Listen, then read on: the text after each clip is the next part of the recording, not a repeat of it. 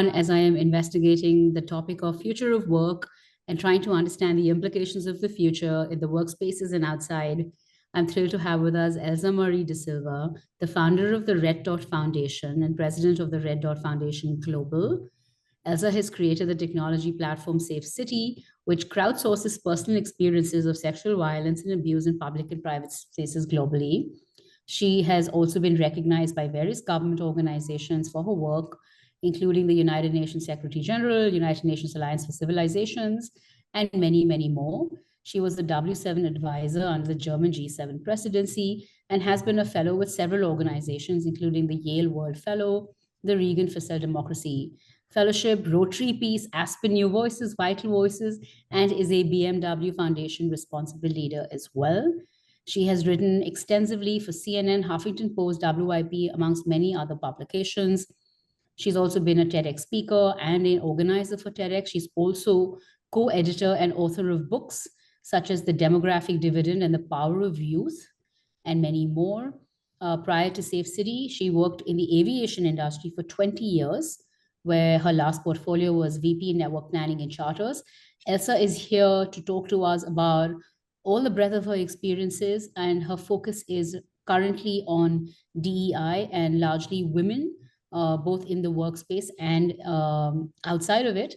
More importantly, on a personal note, Elsa has been someone I deeply admire personally, somewhat of a role model for me, spends a lot of her energy and time trying to channel all her breadth of experience into helping others. And to me, Elsa, that's what really makes you a really special friend to look up to. So thank you so much for doing this. Thank you, Vibha. That's so kind of you. And I'm so happy to be here. Thank you, Elsa. So, Elsa, as we start having this conversation, just to sort of get warmed up, as you think about the future, why is it important to have this conversation? You know, from your lens, as you're working in the space of women and safety, why think about the future? Why is it important? So why do you have to think of the future in terms of gender or just in terms of gender, in terms of all the work you're doing? Why keep your pulse on the future? Okay, so in order to think of the future, we have to currently think of the present, and women are excluded from so many opportunities because of social and cultural norms, harmful gender stereotypes, and unconscious bias. So if you look at statistics, 1 in 3 women on an average experience some form of sexual assault at least once in their lifetime. And that in itself is traumatic because you deselect from many opportunities, you censor yourself, you restrict your own mobility, and you subdue your ability to take risk and participate fully. Then you take, women in leadership. And if you take our own country's reporting on the SDGs, as a signatory to the SDGs, the Sustainable Development Goals, all countries have to report on their performance. And there's one whole SDG, number 5, which is on gender equality. And if you look at it, there's femicide rates, which are pretty high in India, where women or the girl child is being killed at a very early age, probably even in the womb. Women's participation in political leadership is very poor. So even if we have high-profile women in politics, the total numbers are less than 14% at the legislative assembly level, that is at the state level, and less than 9% at the national level. So those are alarming numbers. Then you take women in the corporate area and the boards. They are missing. That's why you have the rule saying that you need to have at least one woman director, right? So on every level, women are missing or being excluded, and we need to correct that. And therefore, when you see a future scenario, you would hope to have an equal representation of women, because that's reflective of how many women are there in the population. If we are 50% of the population, or 48%, which is the number in India, then it should reflect your participation, your leadership accordingly. And why is it important? Because we have our own lived experiences that possibly men don't even consider when they create products, when they create services, when they think about policies, when they think about legislations, and even when they're planning cities. And that's why it's very important to have women. It's not like all women, think alike. They don't. But you need different perspectives, and it makes the end output much more richer. Okay, terrific. Okay, that's a very potent and powerful opening. You're saying women have been sabotaged for many years, rural, semi-urban, urban centers. It doesn't matter where you live. 1 in 3 women are getting abused in some part of their lifetimes. So a lot has already happened to women. And now as you go future, you're hoping through advocacy, through programs, etc., you're going to be able to change the future of women, at least in the years and decades to come. We have to acknowledge it, we have to recognize it, and that's why data helps. And then we know where the gaps are and then can invest and with intention fix it. Okay. So we acknowledge the problem, we understand the figures, and then hopefully slowly but surely we work towards addressing the gaps. Okay, great. This is a great context. Tell me what is going on, when you mentioned the SDGs and you mentioned that India's rates are still very low. Do you have a sense of what's going on globally in this space? Are there any countries that are doing some good work in this? Are there any role model economies for the others to mimic?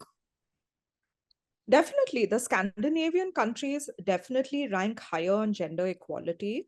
And that's because very early on, they made a conscious decision. Take, for example, Sweden. They have an amazing policy called parental leave. And that was instituted many, many years ago. Now, a lot of people are talking about fathers taking parental leave when a child is born. But Sweden instituted it many years ago and they gave tax incentives. And what happens is that over a period of time, it then becomes the norm. And today, if a Swedish dad does not take parental leave, he is frowned upon. So that's about shifting norms and how a policy can influence that. And by making him do his share of the care work at home, he learns to appreciate how much work goes in. He has a better bond with his children. The children see a role model that they can, resonate with. And it has so many benefits, right? But if you don't do that, the downside is the care work falls disproportionately on women. And the India statistic is that women actually do 5.5 hours of care work, which is unpaid daily, almost a full-time job, compared to their male counterparts who only do maybe 30 minutes. And we do 5.5 hours extra than that. Okay, so Sweden, you're saying in the Nordic countries, great example. They have this whole concept of paternal leave. You also mentioned that once they made it into policy, it affected sort of the social and cultural norms. Which one comes first, according to you? Is it the society at large that has sort of an uprising, and then policy should come through? Which chicken or egg? Which one? I think they go in parallel. Okay. They go in parallel. So probably you have protests, and I don't know if you remember, but several decades ago, the women in Iceland, they went on strike. Every single woman walked out of her workplace at 2:30, I think, in the afternoon. And they said, that's it. If we are not being paid a full amount of wage as compared to our male counterparts, why should we work the whole day? And that led to maybe wage parity or, some reforms. So I think advocacy, protests generate attention, and then you have legislation, and then it's about implementing legislation to make it a reality. So it's a cycle rather than chicken and egg, Okay, but it starts from the people. There's a public uproar, public awareness, public discourse. Absolutely. And then, so that's the sort of And if you take our own country, If you take our own country in recent times, after the highly publicized Nirbhaya rape in 2012, December, subsequent to that, a lot of our laws changed with regards to violence against women and children. Maybe there was already work being done, but it was fast-tracked because of this high-profile rape. And the Justice Verma Commission, put together a very comprehensive set of laws. A lot of the Indian penal codes were upgraded. There was a new act for corporates to implement called the Prevention of Sexual Harassment of Women at the Workplace. And then you also had, the Child Protection Act that came out at the same time. So I think these kind of incidents help to accelerate change, and it's these moments of inflection where you ride the wave. Okay, great. Since you brought up Posh and since you brought up a bunch of the other acts, can we talk a little bit about what is going on? There seems to be advocacy, there seems to be public uproar. The figures and facts that you stated sound very, very dismal. What is going on in the legislative space? Are there new regulations and norms being formulated as we speak? What is the chatter? What's going on in this space? No, I think so. Whilst it's dismal, um, being alerted to these issues, generates a lot of concern. But also, we need to talk about the progress that has been made. And on the legislative front, there's a huge amount of progress. The chatter that you see is, how we are forcing the system to respond to these cases. So, are they fast enough? Is it quick enough? Are we sensitive enough when dealing with these cases? And when they fall short, that's when you again go back to the drawing board and say, we need to add maybe new provisions to the legislation, So that is what we are seeing right now, because I think we have some very strong laws, but they may not be perfect, and nothing is perfect, right? So we have to make the system work for us, which is what, my nonprofit and other nonprofits and other advocates are trying to do. But at the end of the day, if everything works well, all of us benefit. Okay. So you're saying the system benefits as a whole, and there is enough advocacy and there is enough going on in this space. Can we talk a little bit about your not-for-profit? Maybe not enough is going on, but I'm Not saying enough. there Okay. is a lot of work Something going new. on, but yeah, And it's never enough. Okay. So now, it's never enough. okay, let's talk a little bit about your not-for-profit and sort of what are, if you had to put down, forget a 50-year plan, just like a 5-year plan and say, hey, if you were looking out 5 years from today, if we hit these numbers, if we hit these milestones, we would feel successful as an advocacy group. Is there a 5-year plan or a 5-year vision that you could share? I would love that in 5 years, we can reduce and eliminate violence against women and girls, because that is the core issue that my nonprofit works on. So we have a tech platform for anonymous reporting of sexual and gender-based violence. And the idea is to document these stories because they're highly underreported. And why are they highly underreported? Because of low trust in the system, fear of the police, shame and honor that is linked with these kinds of incidents that make you feel like you need to stay silent. So I think in 5 years, I would love that all women and girls can feel safe to break the silence, share their experiences, make formal complaints, and the formal complaints are acted upon immediately. They're not traumatized over and over again by having to repeat their stories or not being believed or being blamed. And in turn, we can have greater trust in our systems to keep us safe. Okay. And so what are we as the nonprofit doing? We are working closely with some police forces. We are working with city level governments and also transport agencies to help them understand the nature of the violence, the frequency at which it occurs, because The data that we collect on our Safecity platform is a unique data set. It's citizen generated, and therefore it's data that they don't have, but is very valuable in their decision-making process. So for example, identifying hotspots, identifying patterns of behavior that lead to this kind of violence, and maybe then deploying their resources accordingly. So are you sharing all the complaints and reports that come through the app with the administration then? Yeah, I mean, and they can do it. They can go to our website and check it out themselves. But we share a monthly dashboard with them. You share a monthly dashboard. Okay. And in some cases, we also make recommendations. Okay, well, what happens once I report an incident or a case on the app? What's the next step? What happens? So what we do is we work at the systemic level. We are not working on individual stories because it's Oh. completely anonymous. Mhm. So say you were to report an incident and say it's stalking in Mumbai. And at the end of the report, we will push information to you on the legislation for stalking. What is the Indian Penal Code? What are the helplines available? Nudges to go to the police station to make an official complaint. But at our end, we will look at where is stalking occurring in Mumbai. Is there a pattern to the stalking by location, by day of week, by time of day?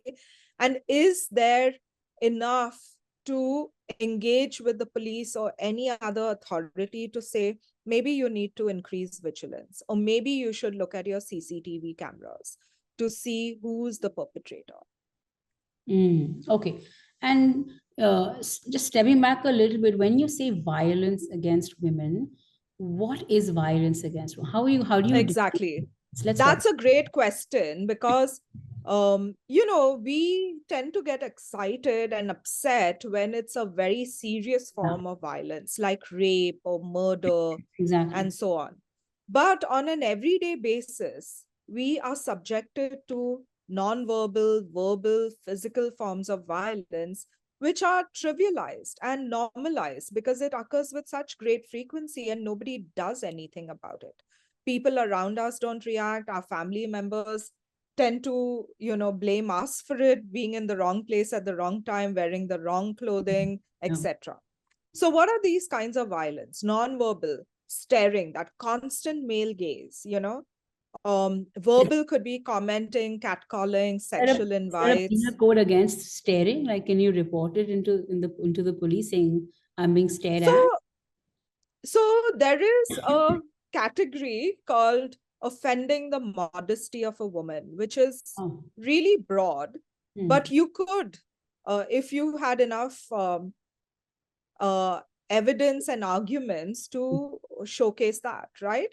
But in reality, nobody goes to the police station for something like this because it would be brushed aside.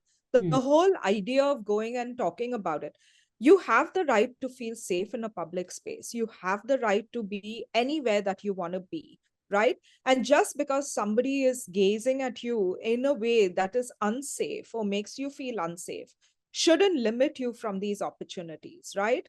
Because that's really what we're talking about. What is the intention behind any of these gestures or, uh, acts, for example? And Okay. stalking or use of technology, showing pornography against your will, playing sexist jokes and music when you're around and it's targeted at you, um, witnessing masturbation in public spaces. I Mm. mean, we had so many women reporting on our site how the person next to them on the bus was Mm. actually unzipping himself and fondling himself. And they felt bad and they felt like they couldn't speak up. Mm. And they often moved or they left the bus, or in the cases when they actually spoke up, less than 50% people took up for them. Mm. So, now these are cases where you're going to say, but she should have done something. But why should the onus only be on her? What about the bystanders? What about the transport company? Mm. Why is society allowing it to happen? This is not her fault. Okay, okay. So violence, as you're seeing it and as you're explaining it, comes in many, many ways and shapes and forms, and you're trying to address it at all levels, it sounds like. Okay. And Vibha, since this is a futuristic, focused podcast, think about, you know, those countries where you love going, where you can be yourself, where you don't have to have this basic worry that somebody is going to do something to you, or somebody's, undressing you with his eyes. Again, I think of Sweden. I have walked late at night in a very dark area and not even had A a thought. thought about my safety, because it's just given that I'm going to be safe. But Oh, would I do that in Delhi? And now, even would I do that in Bombay? I'm not sure, you know? okay. Okay, so I think you've laid out the problem very, very clearly. I want to understand what is going on in terms of the solution space. And if we could just sort of divide this up from maybe a government and policy making leg, and maybe a corporations, like what's happening in companies, and then maybe three, just at the citizen level, what are you seeing as shifts coming up in the next 4, 5, 7, 8, 10 years? Maybe we start with the government leg. So let's start with the citizen, Sure. because I think as citizens and with technology, we can be very much engaged with our governments and with any other stakeholder. We have the ability to put our views forward. And if we say we live in a democracy, we should take that very seriously and use our voice, whether it's on social media, whether it's through crowdsourcing apps like SafeCity, to bridge that gap of mistrust, of lack of data, etc., with government bodies. How do you hold them accountable if you don't speak up?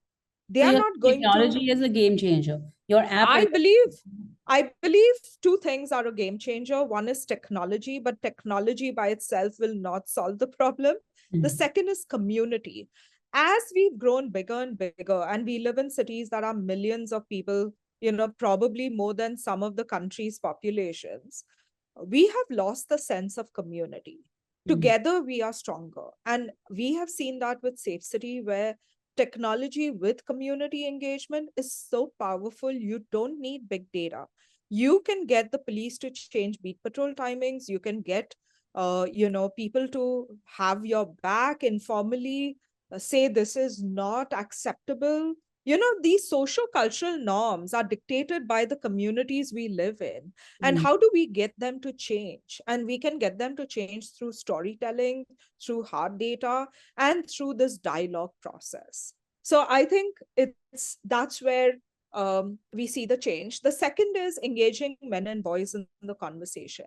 So far, a lot of them may say, okay, we don't know about this, and they mm. can, and they are Convenient. right, because we don't talk about it, right? Mm, But when they are engaged, they are horrified. And not all of them are perpetrators of violence. Maybe they are also victims of violence. mm, And therefore, making it easy for everybody to report and everybody to participate in being better bystanders, and having a say in what kind of cities we want in the future, what kind of communities. And there's a whole SDG 11 on that, sustainable cities and communities. And without safety, you mm, can't have that, right? Because if you take Abraham Maslow's hierarchy of needs, mm, safety is one of the lower needs, right? To mm, make you feel comfortable enough to move up that pyramid. mm. So so I think citizen generated data and citizen engagement is key going forward, and we will see more of that. And we will see more of that. Okay. And we will see more of You that, you are yes. seeing more community And support. you're already seeing more, because think about it, okay? Your Uber rides, we rate the driver, he rates us, Hmm. right? Hmm. um Look at Goodreads. If you want to spend a couple of hours watching a movie or spending a few hours reading a book, you don't have time to waste. What do? You go to a site which has peer reviews, and you see what people are saying, and that's where you get your information. It's called peer reviewed mechanisms, Hmm. right? Hmm. Even if you go on a holiday, you're looking at what is the rating of that space, what are Uh, people saying about it. And similarly, citizen-generated data on SafeCity is like that. What are people saying about their experiences of safety in that area? And can we depend on them? And it's not one person saying it, but several people saying it. Okay. So that is what you will use in the future, and that's technology is facilitating that. So Okay. that is the citizen part. Tech-enabled conversations, tech-enabled data collection, and community storytelling, just bringing people together and bringing the men into the dialogue in a much bigger and more drastic way. Okay, Yeah. great. Okay, let's talk Now, about if you take the corporates, right? Corporates are struggling to get women into the workforce. If you look at India, you take any Deloitte study, McKinsey study, they say that if India had gender equality at the workplace, you can add up to $770 billion to your GDP. So what's stopping women?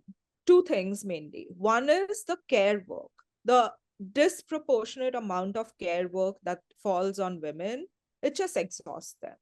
And the second is that it's not safe. So under the guise of safety, a lot of people restrict women from stepping out of the home or taking up career opportunities that involve travel or even safety at the workplace. So there are laws now which are really strong and provide you with a mechanism to break your silence, to ask for your rights, and to demand for a safer work environment. And everybody has a responsibility in ensuring that everybody feels safe.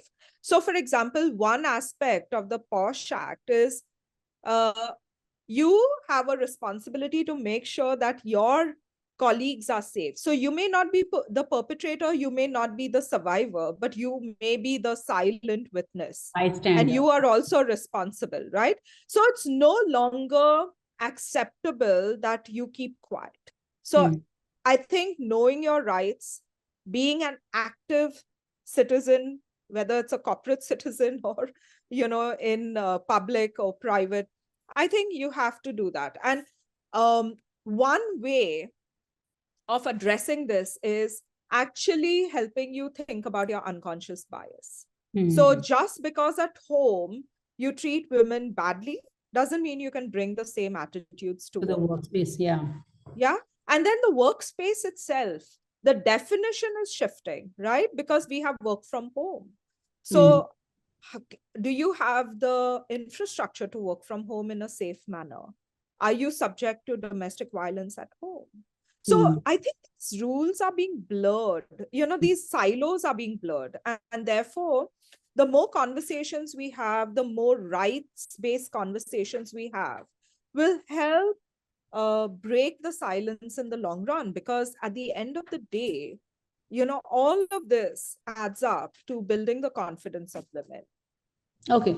And then at the workplace also, I would like to say that mentoring and sponsorship is absolutely important, because we need more women, right? We need more women to be contributing to the economy or just fulfilling their own dreams. Okay, we need more women. Obviously, going into a diverse workspace is great for the employees, the customers, all of that.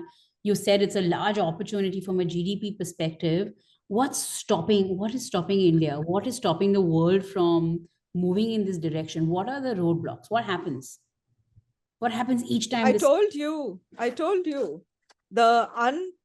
the care work, which is unpaid, and the safety. So Those how are do the you circumvent those? okay. How It's do you safety. circumvent those? I mean, in And of work from home course, situation, like you said, sponsorship, if right? you're working from home, all of a sudden you don't have to now take public transportation. I mean, domestic violence is another faction, but let's say assume you live in a household that's free of domestic violence. Then working from home suddenly takes care of at least the safety paradigm. No public transportation on your way back and forth. I mean, there has to be a solution. We can't be stuck in this trap for so many generations, you know. But who's designing these systems and who's building the policies? Because if they are not thinking about it, and if they are not thinking of ways to include, they'll miss the opportunity. And I'll give you this example. It doesn't only have to be for women, it can be for men. So for example, when I was heading a department at my last organization, I had of course, women going on maternity leave, and they were entitled to whatever was the policy at that time. It wasn't 6 months, it was 3 months, I think. Yeah. But I also had a young guy who had a kidney transplant. And there was no policy, there was no medical policy for long leave. And even after, so I made an exception, and I had two people. So one had a slip disc and one had a kidney transplant. Two men. They didn't have two men. They didn't have, and at different times. So they didn't have a medical policy for long leave, So I made an exception and I said, you're just going to take the leave. And after the leave, they needed accommodations. So they couldn't travel to work. And if they did travel, they had to have like a cab fare, which wasn't in their entitlements. But I made those accommodations for them. I even found them alternate. So for the guy with the slip disc, he went back to his hometown in Aurangabad. And I told him, you work from there. And I made sure that he had whatever access he needed to plug into our systems. For the guy who had the kidney transplant, I made him work out of a sales office, which was close to his home, so that he didn't have to travel through the polluted. You made certain accommodations to allow for this. Are you seeing this happen in corporations? Are you seeing more and more rules changing, accommodations changing, policy, HR policy shifting to accommodate for safety and care? If those So, seem to Vibha, I think if we have accommodations, it's then left to the discretion of the person. And it then means that everybody needs to be sensitive, right? I feel it should be built into the policy so that managers don't feel like they're going out of their way to make accommodations, but accommodations are allowed within the broad framework of the policy. So it has to be in the policy, and then, you can have some exceptions. Do you see that happening? Do you see it happening in the next 5, 7, 10 years? HR policy It depends on which companies you work for. I don't think it's for all. I think people are really struggling. Companies are really struggling, and that's why these conversations are important, because peer learnings, or, understanding how you deal with different situations is very, very important. Also, because of work from home, technology, these are things that we have never done before. So how do people react in those cases? How are they affected in those cases? Especially if now today we are talking a lot about neurodivergence, right? So how do these things affect people who are on the spectrum? I believe all of us are on the spectrum, but some are more affected than the others. So how would you handle these cases? So I think in the future, HR is going to have to play a bigger role, because human resources is so critical. It's one of the key resources in a company, in any organization. And if you don't treat people in the way that they deserve to be treated, you're going to have a huge attrition rate. And again, with that comes its own challenges of, institutional memory being lost, etc. So, and then, trainings all over again. So I think we have to rethink how we have designed policies, and we have to treat people better. Okay. Because also there's a statistic on how when it starts out at early entrant first job levels, there's an equal measure of men and women joining the workforce. And then every incremental year it dwindles, and then it becomes like by the 10th year, the numbers have completely gotten skewed. But I think this conversation and this data is out there, and there's more and more realization. So maybe the realization and the conversations will start leading to some systemic change, and perhaps the women need to demand this, because at least at the entry level there's equal men and women joining, right? So if at that point you say, hey, but what's my at the fifth year mark, what's going to happen? Sixth year, talk about safety, talk about care, talk about leaves, and maybe it becomes a systemic change. But Vibha, there are two things out here. Hmm. So women at the entry level most likely are not married. And Yeah. then by the fifth year, the 10th year, they are not only married, but also maybe having babies. Hmm. And that's where the problem starts. So sponsorship is very key, and it's driven top down. Hmm. So are the leaders at the top all sensitive enough? Do they understand the lived experiences of women in the workforce? And Hmm. can they then be accommodative? Can they envision a future where they have this growth plan for these women? So Hmm. that is one. The second one is, you said the women should demand for themselves. But Hmm. if you have a socio-cultural conditioning right from an early age, uh, which forces you to be seen and not heard, Hmm. suddenly expecting you to demand for your Hmm. rights Hmm. is not going to happen. So that ability to increase your risk taking levels, demanding your rights should be inculcated as early as possible. And one of the things that I like to tell young women is find your voice early, you Hmm. know? Okay. Also, I think so much of this depends on like location, urban, semi-urban, rural. Within rural centers also there's differences. Even within cities like Bombay and Delhi, the conversations are so different, depending on where you've come from, what the workspace is. So very hard to Yeah, generalize. so that's where leadership is key. And Hmm. this has to be top down driven. So if as a leader of your organization, no matter where your organization is, what kind of organization it is, you have to set the tone and you have to upskill yourself, because it's no longer acceptable that you are operating in a traditional style of leadership. Okay. So we spoke about the citizens, we spoke about governments, we spoken about the corporation. The last pillar of society is education, right? So if you are going to talk to education institutions, schools and colleges, their HODs, their deans, etc., what would you tell them to do differently so that people become gender sensitive from an earlier age? What are some of the policies that, what are some of the methodologies they should be looking at?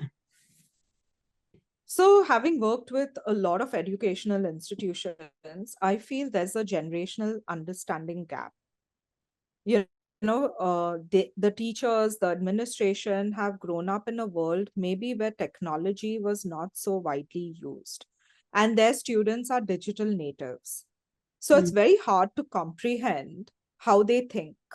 So one is upskill your own self. And I see that in the older generation, there is a reluctance to use technology, to be on social media, to experiment.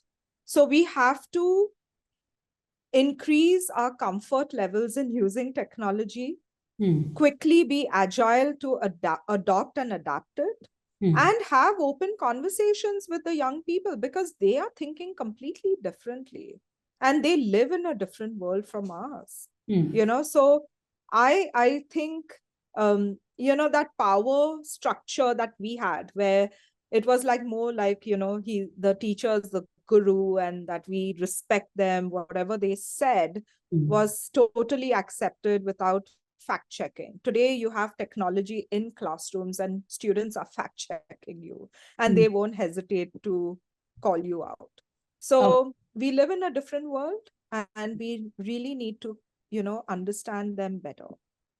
okay. So understand them better, use technology. How do you bring in this, the thinking? You're saying, look, it's the leadership at the top that will eventually influence HR policies and start changing policies. How do you bring that sort of awareness of gender at schools and colleges? What should they be doing?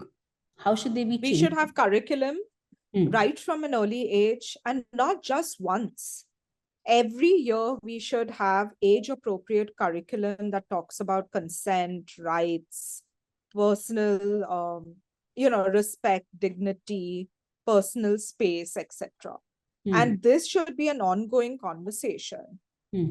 Today, teachers feel uncomfortable because they don't know how to talk about this. And students, definitely, our data shows 90% of students will not tell an adult in their ecosystem. because they're so afraid that they will be judged and censored, and you know their mobility might be restricted. So they go tell a friend who often doesn't know what to do.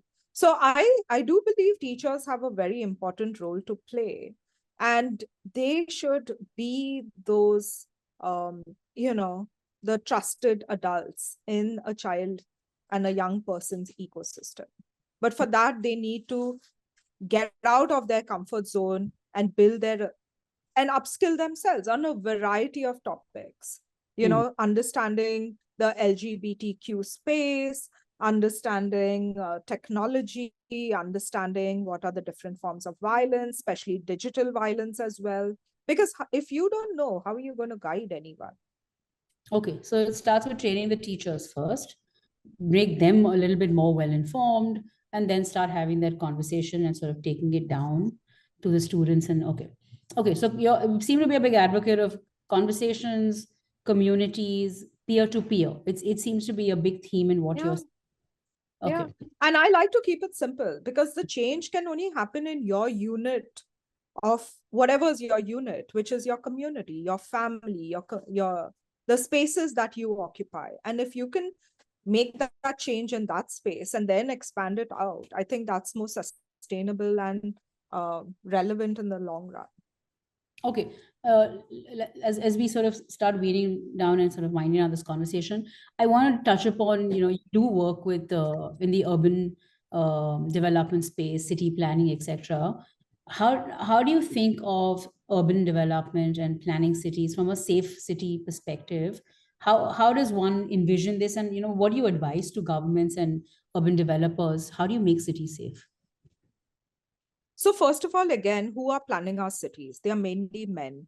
They are not even accounting for safety, because they may not even think about, what's going to happen to them when they step out of their home. So we have to bring that in the design process. And that's where more women, of course, are needed in those spaces, in those planning spaces, in those decision-making spaces. But also there are design principles that they can use. And they're all taught that. They just forget it when the time comes.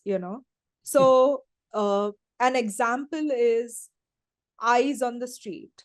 With all these gated compounds, we are losing that sense of community. But in a community, you won't have people in a community that is connected. You won't have people who can perpetrate violence and get away with it, because there are lots of eyes around, right? So, and I would like you to think about the city. Take Mumbai, for example. What are the areas that you feel safe, and what are the areas that you don't feel safe? You feel safe when you see more of your own kind out, Correct. right? Yeah.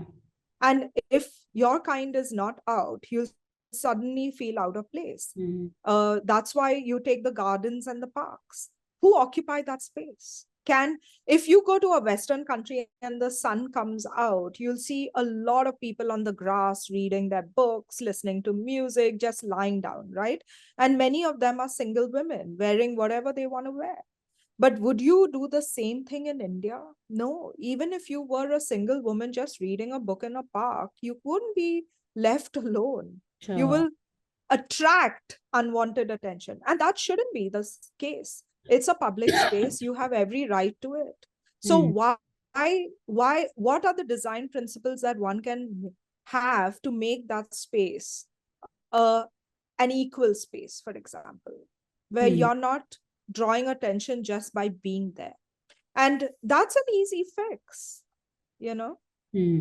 Okay, so you're saying as largely mostly men plan these cities, if they would inbuild women safety into their planning, and you're saying it can be done. It's as long as the consciousness and awareness and the will to do it is there, they should be And looking there are design principles that are already in place. established.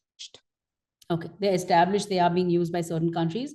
As long as you keep those norms in mind, it is possible to design safe cities. Okay, Yeah, it great. is. Okay, so last question, and then we'll close this. If you, as you think about the future, are you optimistic about the future? And if so, like, what makes you optimistic about the future? And in an optimistic scenario also, what are some of the red flags or concerns that you see, as from where you stand today? Like, look, if they mess XYZ up, then we're in for some sort of trouble. What are the red flags you'd like to call out? And what are some of the optimistic scenarios that you could envision? Well, I'm optimistic about the future. I think we have so much that's happening that is great and beautiful, including technology, including AI. Everybody's so worried about AI, but I feel very optimistic about AI because it can probably make our lives better if used well, and possibly give us time which we don't have, so to do the things we love. Mm. What makes me optimistic is the youth that we work with. I believe if you train them to think critically using evidence-based data, building a sense of civic duty, and providing a platform for community engagement, you see magic happen. And we have these youth innovation challenges. We have a lot of ways to engage young people in making their cities safer, their communities stronger. And I'm always amazed at the kind of solutions that they come up with. So that gives me hope, for example. I also feel technology is a bridge builder. And the way that we have developed Safecity in conjunction with community engagement um, has demonstrated in not just in India, but in several different countries, the possibilities to generate good. And I'm very, very optimistic about that. Okay, all right. Sounds like you're optimistic, but you have it sounds like you're cautioning us on what may, especially initially you did lay out a lot of dismal facts and figures, but with the right empowerment, with the right attitudes, and with the right skilling, it seems like there could be a future that we would all be proud of for generations to come. Okay, thank you for this conversation. I think you delineated a lot of the facts and figures for us. I think you were able to give a very clear picture on what's working and what's not. And what I'm really amazed at is the kind of dedicated work that you continue to do. And if you continue to work in a space, obviously you believe in change, and obviously you believe that change is on its way. So hopefully we will see that change in our lifetimes as a. Thank you for doing this, and look forward to connecting soon. Thank you. Thank you, Vibha, for this conversation. I really enjoyed it. Thank you. Thank you so much.